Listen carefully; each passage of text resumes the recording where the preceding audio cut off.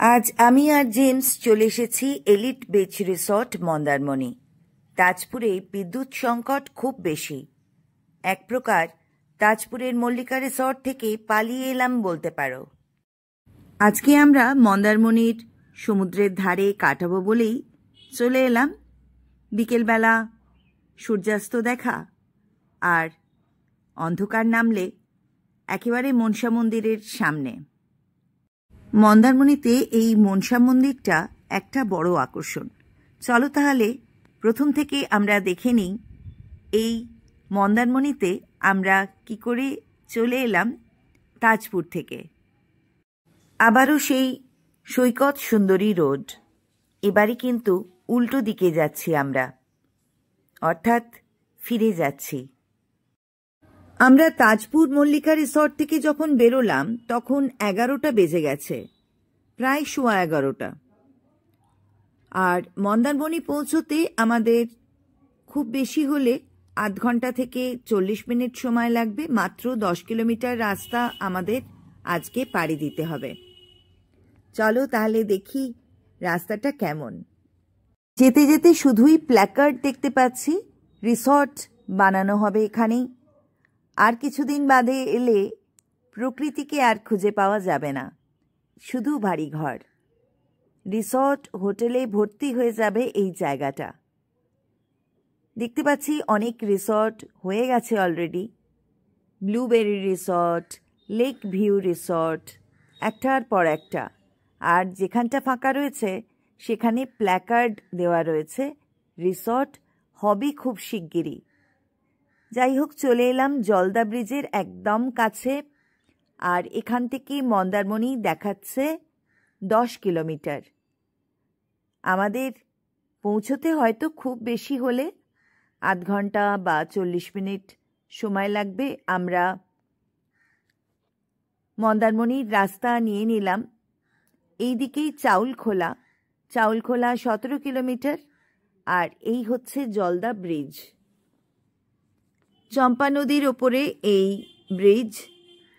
একদিকে বিশাল সমুদ্রের দর্শন, আর একদিকে সার দিয়ে নৌকো দাঁড়িয়ে রয়েছে। আমরা সৈকত সুন্দরী রোড ধরে এসেছিলাম বলেই এত সুন্দর একটা অভিজ্ঞতা সঞ্চয় করলাম।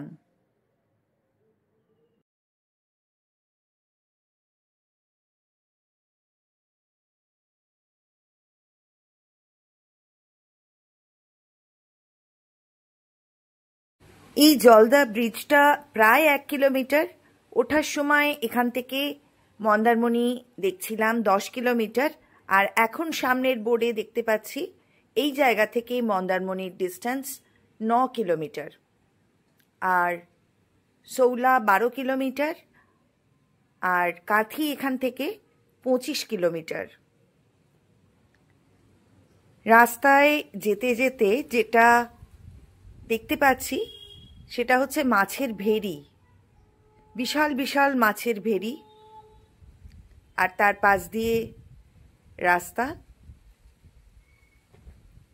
এখন কিন্তু অনেক গাড়ি চলাচল করছে এই রাস্তা ধরে। চলে এলাম আমরা এলিট বিচ রিসর্ট। আমরা মল্লিকা রিসর্ট থেকেই গতকাল বুকিং করে নিয়েছি। আমরা সোজা চলে যাচ্ছি পার্কিং লটে। দেখো সেই পুরনো জায়গা, প্রচুর গাড়ি। উইকেন্ড তো, প্রচুর লোকজন কিন্তু এসেছে আর একদম হাউসফুল।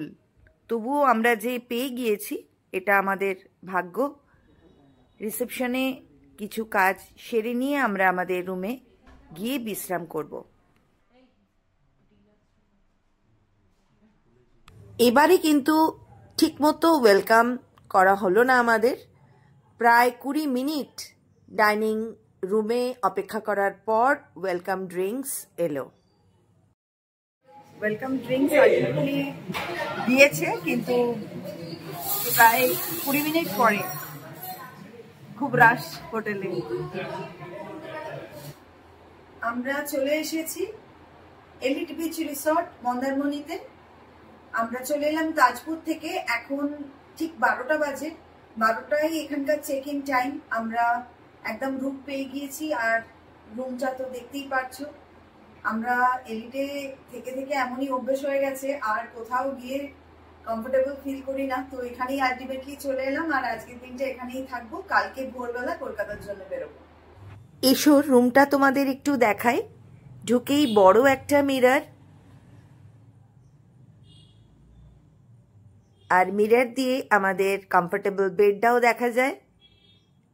টিভি রয়েছে, এসি খুব পাওয়ারফুল, আর বেড, বসার জায়গা সব মিলিয়ে কিন্তু খুব সুন্দর ডেকোরেশন। আর এই দিকে রয়েছে ওয়াশরুম। ওয়াশরুমের অ্যারেঞ্জমেন্টও কিন্তু বেশ ভালো, সিঙ্ক রয়েছে, আর টয়লেট, শাওয়ার,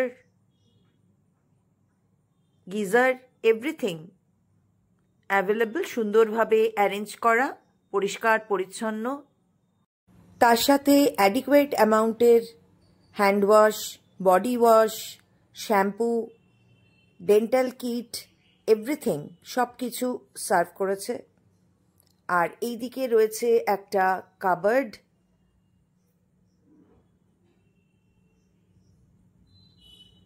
অনেক স্পেস রয়েছে, আর বারান্দাও রয়েছে, একটা সুন্দর বসার জায়গা চাটা খাবার জন্যে। বিছানাটা তো ভীষণ কমফোর্টেবল, আর একটা মিনি রেফ্রিজারেটরও রয়েছে ঘরে।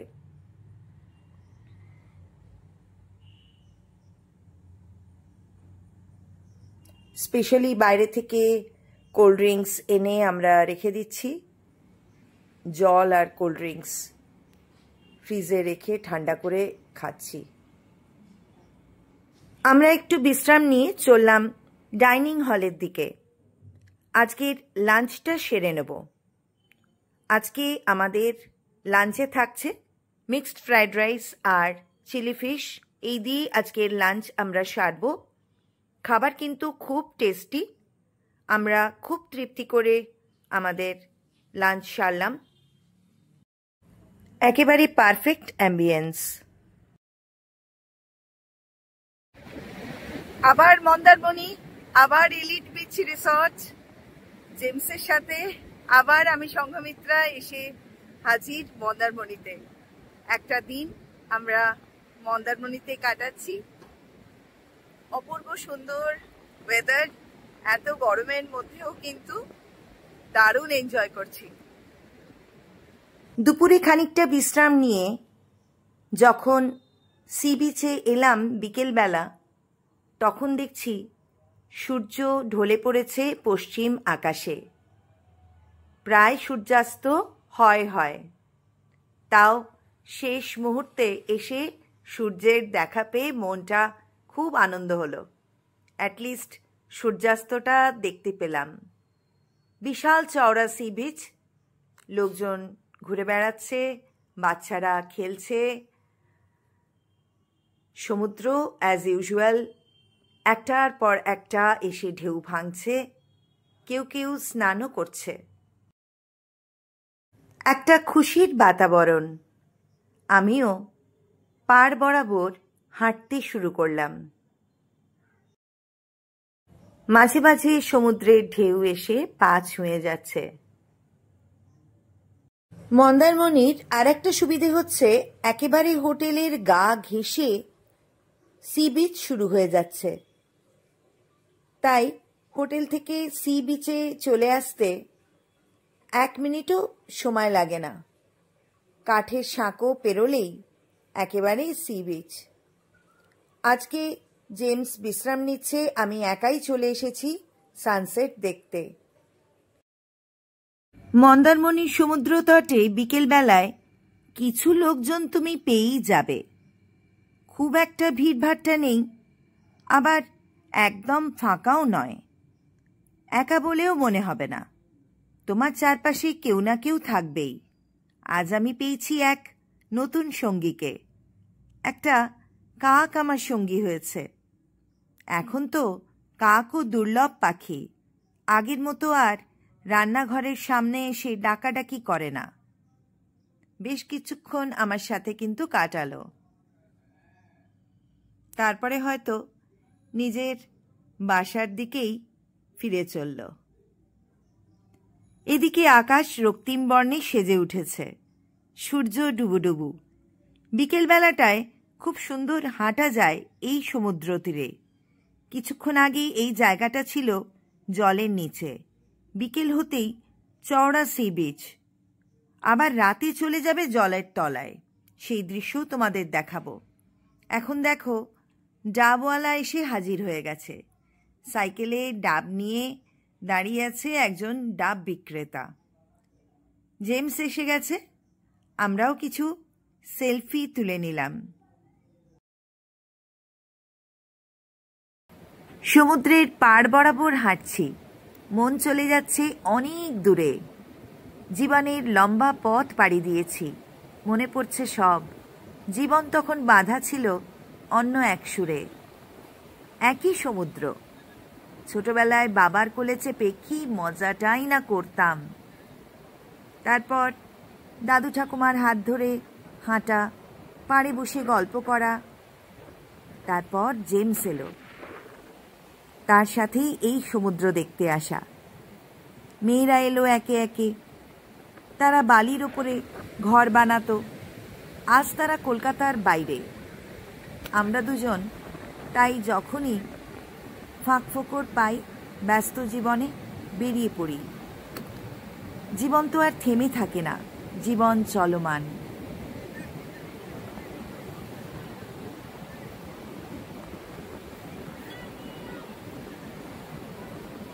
আবারও চলে এসেছি মন্দারমণি, আর ওইদিকে আমাদের এলিট বিচ রিসর্ট।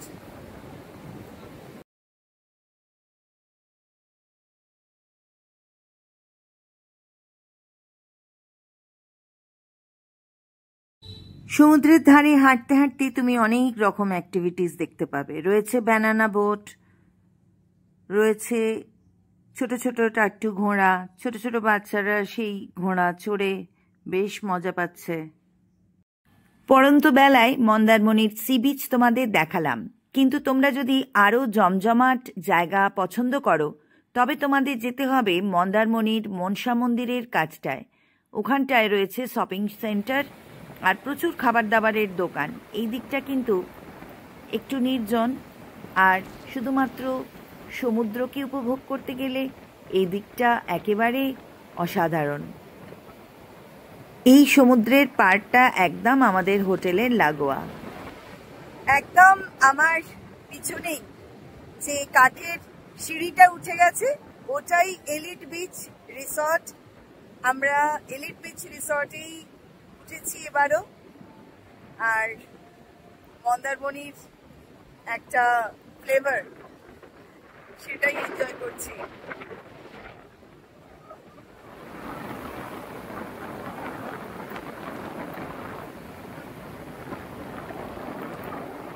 সূর্য ডুবে গেছে, অন্ধকার নামছে।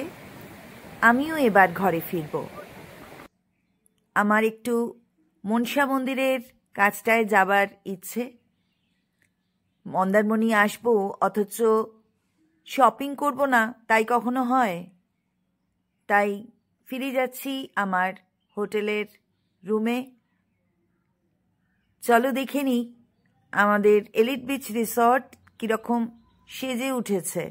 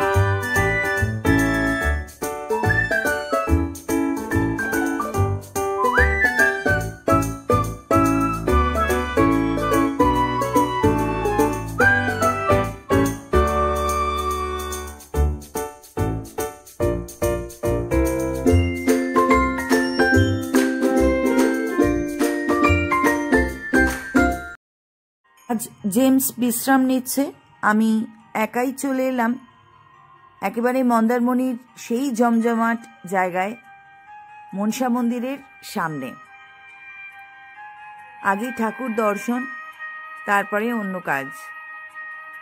মনসা মন্দিরটা আমার খুবই প্রিয় জায়গা, আর মনসা মন্দিরের আর্কিটেকচারটাও আমার খুবই পছন্দের। অনেক পায়রার বাসা এই মনসা মন্দিরে, সেটা আরও ভালো লাগে। ঠাকুর দর্শন করে নিই।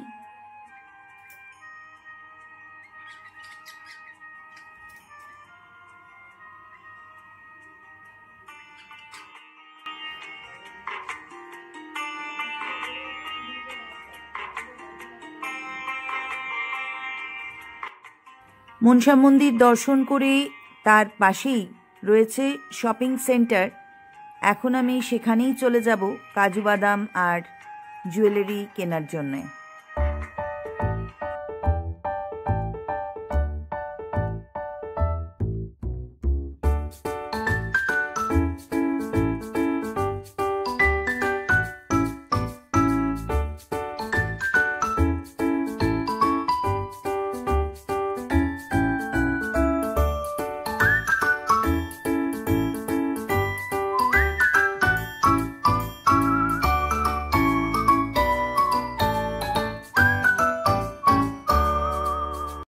শপিং হয়ে গেছে, বেশ কিছু জুয়েলারি, কাজু বাদাম কিনে ফিরে এলাম এলিট বিচ রিসর্ট।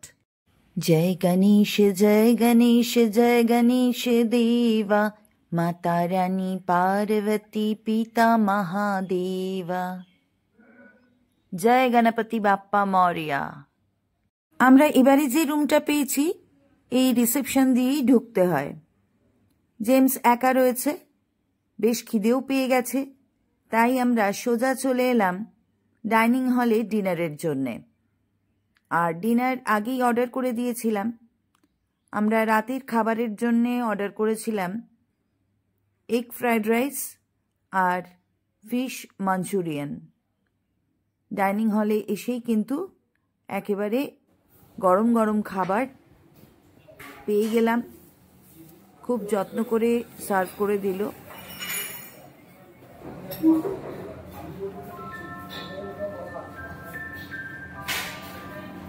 কেমন গো টেস্ট? ডিনার করে আমরা সোজা চলে এলাম হোটেলের শেষ সীমানায়, রাতের সমুদ্র দেখব বলে। এখন জোয়ারের সময় সমুদ্র চলে এসেছে হোটেলের কাছে।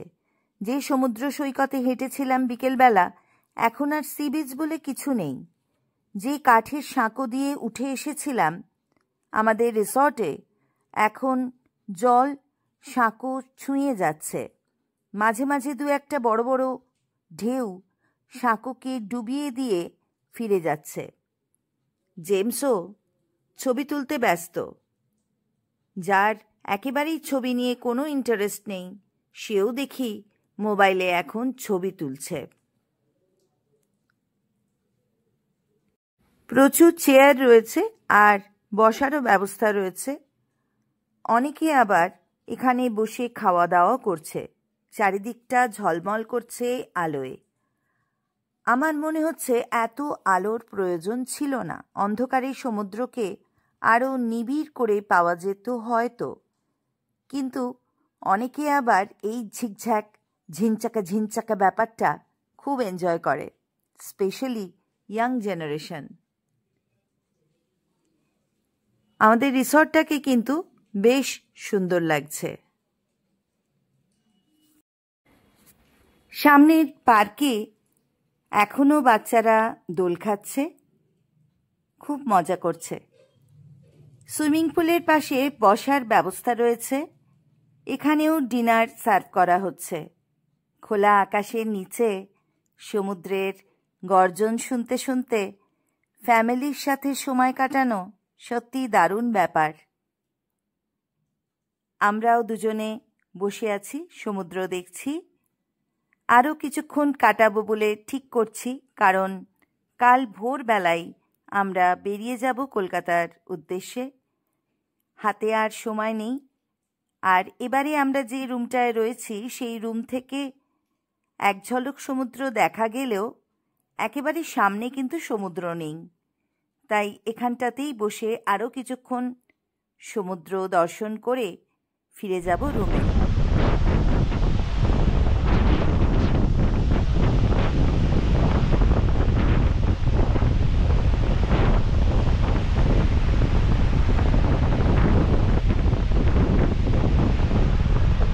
ভোর 5টা, এখনও মন্দারমণি জেগে ওঠেনি।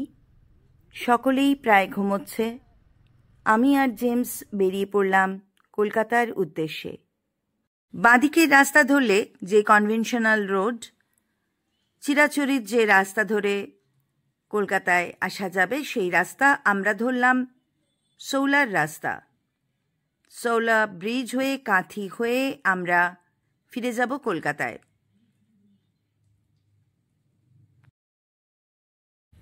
যত ঘরের পথে এগোচ্ছি, অর্থাৎ যত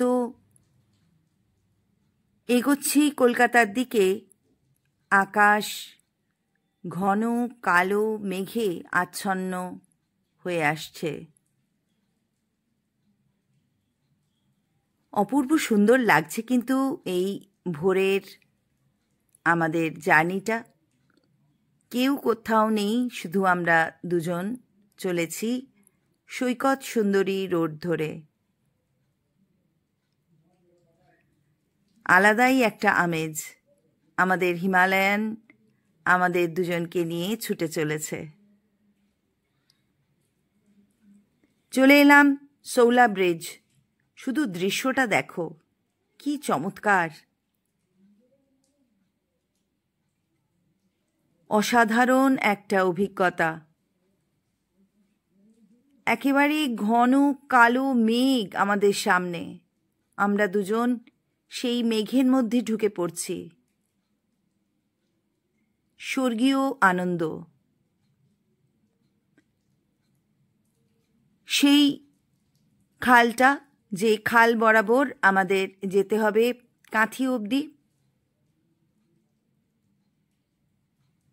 আমরা এগিয়ে চলেছি, কিন্তু ঘন কালো মেঘ আমাদের সামনে আমাদের গ্রাস করতে এগিয়ে আসছে। প্রচণ্ড বৃষ্টি নামল। রাস্তার ধারে আমরা দাঁড়িয়ে পড়লাম। অঝোর ধারায় বৃষ্টি। এই বৃষ্টি তো থামার নয়, টিপটিপ করে বৃষ্টি পড়ছে। আমরা কিন্তু আমাদের জার্নি শুরু করলাম, এগিয়ে চললাম। বৃষ্টি পড়ছে, মাঝে মাঝে ঝমঝম করে, মাঝে মাঝে টিপটিপ করে। রাস্তা স্লিপারি, স্কিড করার ভয় রয়েছে। তাই ভিডিও করতে আর ইচ্ছা হলো না। জেমসেরও প্রবলেম হচ্ছে।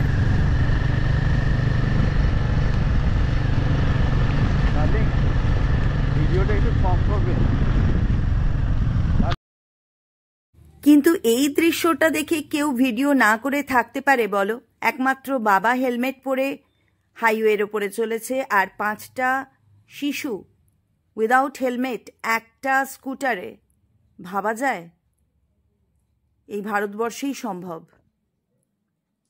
দেখতে দেখতে আমরা চলে এলাম একেবারে টোল প্লাজা কলকাতার। ঢুকে পড়লাম আমাদের কলকাতায়। কলকাতা কিন্তু একদম শুকনো। দেখা যাচ্ছে বিদ্যাসাগর সেতু। এসে গেলাম কলকাতায়। সেই চেনা শহর।